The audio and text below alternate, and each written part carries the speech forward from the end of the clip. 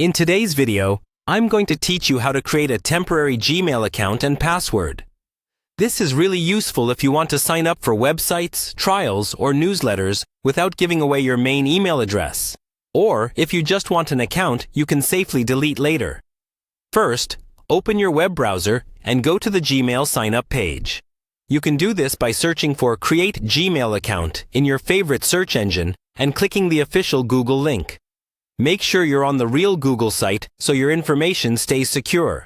Once you're on the sign-up page, you'll see a form asking for basic information. For a temporary account, you don't need to use your full real name unless you want to. You can type a simple first name and last name that you'll remember. This name is mainly how your email will appear to others, so choose something you're comfortable using, even if it's just for short-term purposes. Next, choose a username. This will be your actual email address.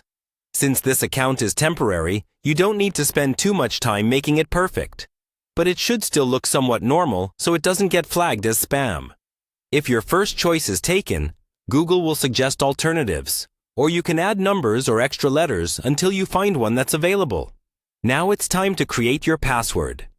Even for a temporary account, you should use a strong password so nobody else can get in. Aim for at least 12 characters, mixing uppercase and lowercase letters, numbers, and symbols. Avoid using anything easily guessable like your name or simple sequences.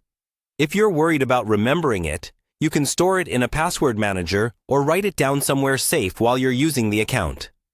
After you've entered and confirmed your password, you may be asked to add a recovery email or phone number.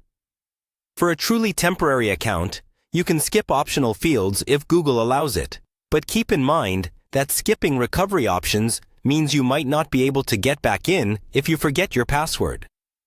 If a phone number is required for verification, you can use one you trust, but remember that Google might link that number to this account. Continue through the prompts, agreeing to the terms of service and privacy policy.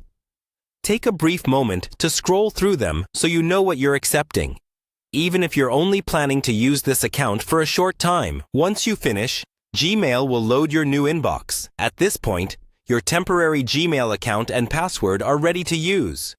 You can now sign up for services, receive confirmation emails, and keep all of that traffic separate from your main email. When you're done with the account and you're sure you no longer need it, you can go into your Google account settings later and delete it, which is a good habit for cleaning up old or temporary accounts.